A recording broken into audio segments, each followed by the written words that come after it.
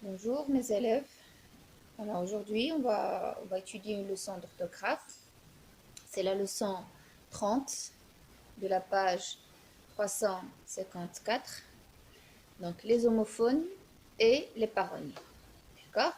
Donc bien sûr, je vais faire la leçon d'une manière très simple et très claire pour vous amener à comprendre et à retenir l'essentiel. Parce qu'on n'a pas vraiment la capacité et la possibilité pour l'instant de faire le travail d'une manière ordinaire, de vous demander de lire, d'expliquer, d'attendre vos réponses. Donc je vais quand même essayer d'être clair et simple pour vous transmettre le message important concernant cette leçon. Alors, vous l'avez remarqué, la première partie de la leçon, c'est les homophones. Et les homophones, alors je vais commencer par ça. Les homophones, c'est déjà vu. Donc, on a déjà traité les homophones, c'est pas la première fois. Donc, on les a déjà vus pendant cette année, bien sûr. On les a vus l'année dernière et vous les avez vus depuis le CE2, d'accord? Donc, c'est pas vraiment une notion ou bien un terme qui est nouveau, d'accord? Et si je vous demande de me rappeler c'est quoi les homophones, vous allez me dire tout simplement, maîtresse, les homophones, ce sont des mots qui se prononcent de la même façon, mais qui n'ont pas la même graphie et ni le même sens, n'est-ce pas? Et c'est ça, c'est vraiment ça. Et lorsqu'on dit homophone ou bien homonyme, on parle de la même chose. Je l'ai dit, je l'ai répété pas mal de fois. Seulement dans les homonymes, on a les homophones et autre chose, on va le voir. Donc lorsqu'on dit les homonymes ou bien les homophones, donc ce sont des mots qui se prononcent de la même façon, ils ont le même sens, c'est-à-dire j'entends la même chose dans la prononciation, ou presque la même prononciation. Donc, c'est-à-dire je trouve vraiment une difficulté à distinguer les deux mots ou bien à écrire le mot correctement. D'accord? Et c'est le problème qui se pose pour les homophones. D'accord? Des fois, les homonymes ont la même orthographe. Ça arrive que des fois, on a la même prononciation avec la même orthographe. C'est ce qu'on appelle les homographes. D'accord? Ce sont les homographes, mais en les comparant avec les homophones, donc ce sont les homophones les plus employés et les plus fréquents. Cela n'empêche pas qu'on a des homographes, c'est-à-dire des mots qui ont la même prononciation et la même orthographe. Mais bien sûr, on arrive à les distinguer à travers le sens, voire même à travers la classe grammaticale. Si vous voulez un exemple, je peux vous donner un exemple très très simple. Je peux vous dire rose et, et rose. Vous voyez, donc on a deux mots. Donc, on a l'impression presque qu'il s'agit du même mot. Ben voilà, parce que c'est la même prononciation et c'est la même orthographe. Mais si je vous dis, il porte une chemise rose, c'est pas la même chose comme lorsque je dis, cette rose est magnifique. Donc là, on comprend que dans le premier exemple, il porte une chemise rose, que rose, c'est un adjectif qui indique la couleur rose. Et cette rose est magnifique, on parle d'un nom. Un nom, c'est-à-dire la rose, cette plante qui permet d'avoir un sang qui est très, très beau. Voilà, donc ce sont les homophones. Et lorsqu'on a traité les homophones, on a vu les homophones grammaticaux et on a parlé aussi des homophones lexicaux. Pour les homophones grammaticaux, on a dit que ce sont toujours des mots qui se prononcent de la même façon, mais vraiment on a besoin d'une bonne connaissance des règles de la grammaire, de la classe grammaticale pour pouvoir les distinguer. Si je vous dis par exemple et, écrivez, si je demande à un élève d'écrire et, ben, il va hésiter. Il va me dire, maîtresse, quel est je vais écrire? Pourquoi? Tout simplement parce qu'on a plusieurs mots qui ont cette prononciation. Ça peut être et, le verbe être, ou ça peut être toujours et, le verbe être. Ça peut être aussi et, le verbe avoir, d'accord? Ça peut être et, la conjonction de coordination. Donc oralement, sans phrase, on risque de ne pas savoir quel est le mot exact à écrire. Des fois même avec la phrase, on se trompe, on écrit un mot au lieu d'un autre. C'est le problème des homophones. Voilà, les homophones, ils créent ce problème d'orthographe. On n'arrive pas, des fois, ou bien on se trompe dans l'orthographe du mot. Tout simplement parce qu'on n'a pas fait attention, ou bien parce on connaît pas bien la règle de la grammaire, sinon on ne sait pas quelle est la classe grammaticale. Donc les homophones grammaticaux sont des mots dont la bonne connaissance des règles de grammaire permettent de les distinguer.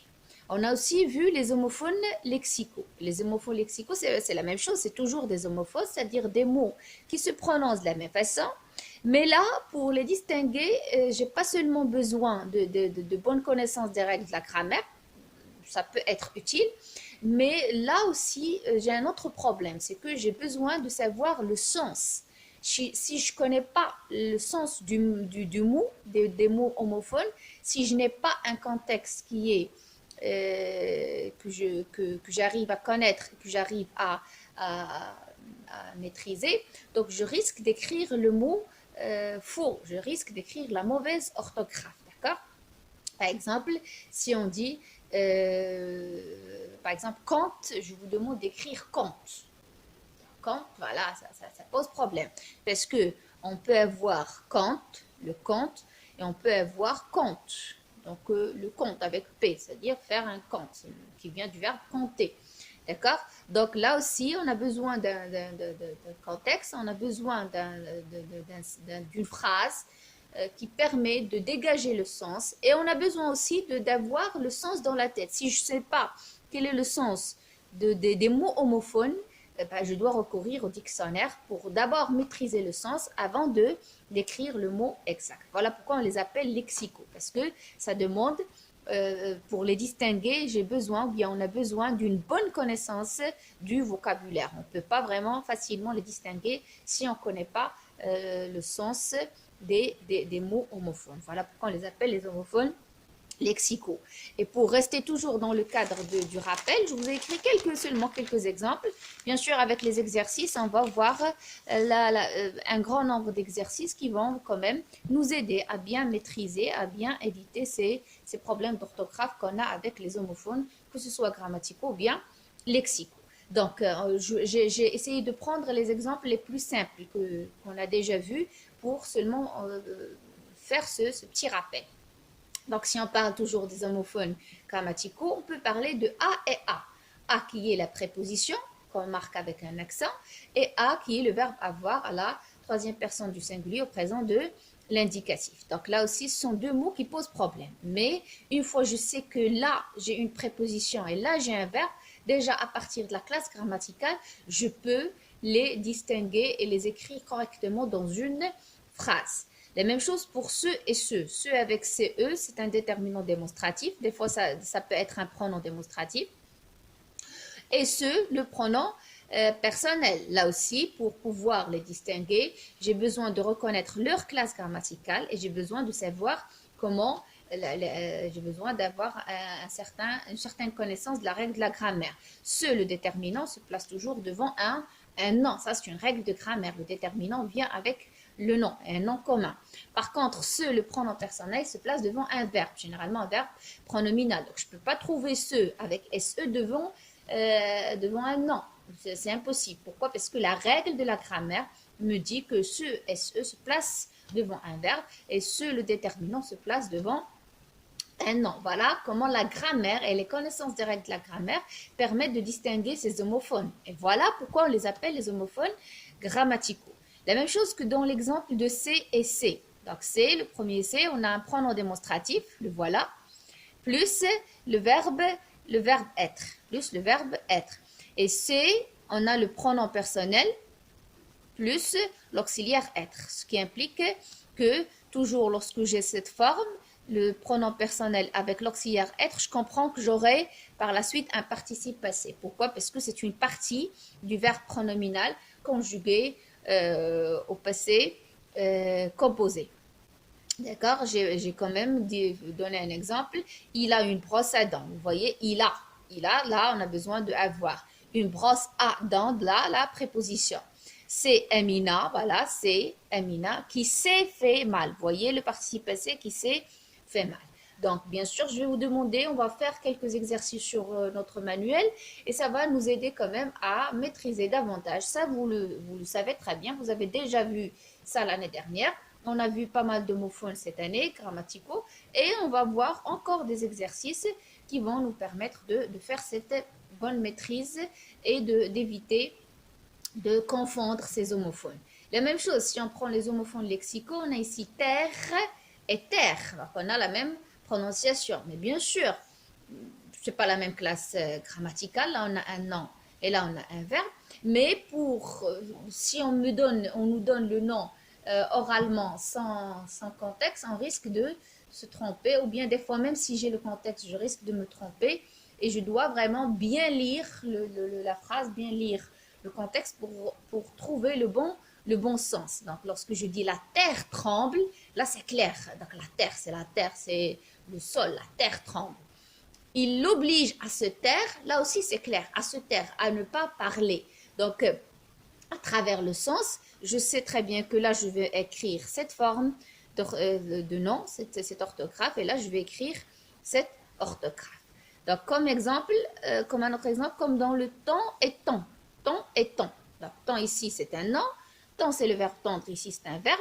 Mais une fois on conjugue le verbe tendre à la troisième personne du singulier au présent de l'indicatif, et même à la deuxième personne du singulier au présent de l'indicatif, on aura la même prononciation avec le nom temps. Alors, pour ne pas les confondre, toujours, c'est le sens, c'est le contexte qui permet de les dégager et de les distinguer. Il n'a pas le temps, c'est clair, il n'a pas le temps pour venir, il n'a pas le temps pour faire ce travail, ainsi de suite. Elle tend le bras, c'est-à-dire elle tire le bras, donc elle tend le bras. Là, c'est le sens qui me permet quand même de choisir la bonne orthographe, et voilà pourquoi on les appelle les homophones lexicaux. Et je sais très bien que pour les homophones, vous n'avez pas vraiment un problème. Maintenant, on passe à la deuxième partie de la leçon, c'est les paronymes. Lorsqu'on dit les paronymes, là aussi, c'est pas vraiment difficile, d'accord? Les paronymes, c'est comme pourquoi on les intègre avec cette leçon des homophones, parce que on a presque la même situation. Presque, c'est pas la même, mais on a presque la même situation. Je vais vous donner des exemples. Regardez, vous avez attention et intention. Attention, intention. Croisser, croisser.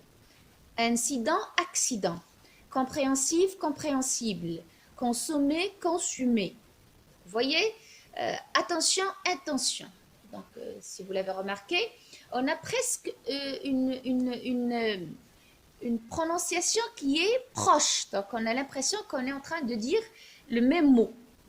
On sait que ce n'est pas le même mot, mais c'est presque la même prononciation. Il y a une prononciation, il y a une certaine ressemblance dans l'orthographe et même dans la prononciation. Mais lorsqu'on cherche le sens, alors là, on a un sens complètement différent. Lorsque je dis attention, attention, c'est-à-dire c'est ce qu'on dit pour avertir quelqu'un d'un danger quelconque. Mais intention, c'est ce qu'on compte faire, ce qu'on veut et on compte faire. Donc là, on a deux sens qui sont complètement différents. Par contre, on a deux mots qui ont une certaine ressemblance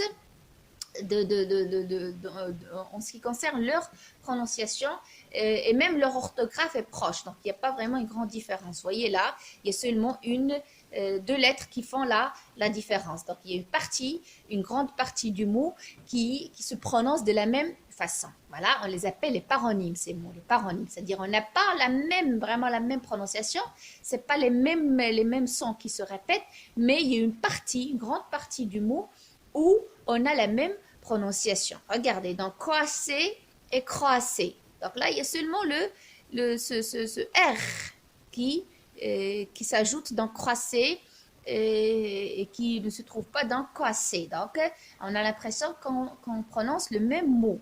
Par contre, non, ce sont deux verbes différents. Croisser, c'est le cri de la grenouille, mais croisser, c'est le cri du courbeau. Donc, vous voyez, donc c'est pas la même chose. C'est un cri pour les deux verbes, mais le premier, ça concerne la grenouille. Par contre, le deuxième, ça concerne le corbeau. Là aussi, voilà, vous voyez les paronymes. Donc, ce sont des mots qui ont une prononciation très, très proche. Regardez, avec incident et accident. Incident, accident. Donc, on a l'impression comme si on est en train de dire la même chose alors que ce n'est pas la même chose. Incident, c'est un événement imprévu, mais sans gravité. Il n'est pas vraiment grave. Par contre, accident, c'est un événement aussi imprévu, mais il est grave. Il a laissé des conséquences considérables. D'accord? Donc, là aussi, il y a seulement deux lettres qui font la différence dans la prononciation. Donc, on a sidant, sidant, mais un et ak. Donc, c'est là où il y a la petite différence. On prend l'exemple suivant, compréhensif, compréhensible. Regardez, il y a une grande partie qui se prononce de la même façon. Compréhensif, compréhensible. Et là, avec ces deux adjectifs, on a l'impression comme s'il s'agit du même sens. Non, attention, c'est pas le même sens. Donc, il y a deux sens, ce sont deux mots avec deux sens différents. Donc, et là, c'est là où on a un problème avec les paronymes. On risque de se tromper en écrivant le mot. On croit que c'est le mot, alors que c'est pas vraiment le mot. Parce que compréhensif, c'est quoi? C'est compréhensif, ça concerne les personnes. C'est quelqu'un qui comprend et qui excuse facilement les autres. Donc, compréhensif, on le dit pour les personnes. Une personne compréhensive. Par contre, compréhensible se dit pour les choses. C'est-à-dire, se comprend. C'est une chose ou bien c'est une situation que je comprends facilement. D'accord? La première, donc compréhensif, le premier sens, donc c'est une personne qui comprend facilement. Compréhensible, c'est ce qui se comprend facilement. Vous voyez, donc, même si on a une prononciation et une orthographe qui sont proches, mais on n'a pas vraiment le même sens. On a deux sens qui sont complètement différents. Alors, on passe au dernier exemple que j'ai choisi. Donc, on a consommé et consumé. Là aussi, donc, il y a une petite différence pour le O et le U. Donc, consommer, consumer. Alors, là aussi, on se trompe. Ce sont deux mots paronymes, mais avec deux sens différents. Lorsque je dis consommer, c'est utiliser un produit complètement. D'accord? C'est le prendre entièrement. Par contre, consumer, c'est détruire entièrement par le feu. Vous voyez donc, vous avez deux sens qui sont complètement différents. Voilà, comme conclusion, j'espère que vous avez compris à travers ces exemples. Alors, comme conclusion, c'est quoi les paronymes? Les paronymes, ce sont des mots qui se ressemblent beaucoup par leur forme, leur orthographe. Donc, lorsqu'on prend la forme, l'orthographe, on croit que c'est la même chose. Mais pourquoi? Parce qu'il y a une grande ressemblance entre les deux, mais qui ont des sens différents. On n'a pas le même sens et on risque de se tromper en écrivant le mot faux. Voilà, donc ils ont une prononciation et une orthographe très proches. C'est pas la même orthographe, c'est pas la même prononciation, mais ils sont proches. Donc, il y a vraiment ça crée un problème. Et quelle est la différence ou bien entre le problème avec les paronymes et les homonymes? Alors, pour les homonymes, la confusion, bien les confusions font faire des fautes d'orthographe. D'accord? Lorsque je me trompe dans les homonymes, le seul risque que je risque, bien la seule chose que je risque, c'est d'écrire le mot faux, c'est-à-dire d'écrire une orthographe qui est fausse. Des fois, cette orthographe peut toucher le sens. Mais on retrouve toujours le sens à l'oral. C'est-à-dire, si j'évite ce qui est écrit et je relis le mot oralement, ça y est, je comprends que voilà, c'est écrit faux, mais j'ai le sens dans la tête. Voilà, donc comme par exemple, je prends un exemple ici pour expliquer cette situation. Si on dit, par exemple, il sent, par exemple, il sent, avec C, il sent une mauvaise odeur. Alors là, lorsqu'on voit la phrase, on voit complètement, ou bien on remarque directement que le mot ici est écrit faux. Pourquoi? Parce que c'est pas le mot qu'il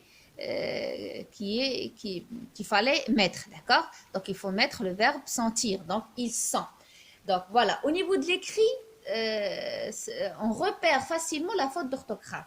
Mais toujours à l'oral, on n'a pas vraiment ce problème. Donc pourquoi? Parce que le sens, il est clair. Lorsque je prononce la phrase, je dis il sent une mauvaise odeur. Donc le sens ici, il est clair. Donc voilà, généralement avec les homophones, la confusion ou bien le fait de ne pas pouvoir les distinguer, donc permet de faire ou bien laisse faire des fautes au niveau de l'orthographe. Mais une fois on prononce la phrase, une fois on le dit, donc on trouve facilement le sens. Ce qui n'est pas vraiment le cas pour les paronymes. Les paronymes, ils posent un autre problème. D'accord, les paronymes, eux, ils entraînent des confusions de sens. Si j'écris le mot faux, ou bien si je n'écris pas la bonne orthographe dès le début, donc je risque d'avoir une confusion non seulement au niveau de l'orthographe du mot, mais au niveau du sens lui-même. Je vais vous donner un exemple, vous allez, bien sûr, vous allez comprendre. Je vais prendre un exemple. Donc, l'exemple, c'est une bise agréable. On peut rester en maillot de bain. Deuxième exemple, la brise s'est élevée.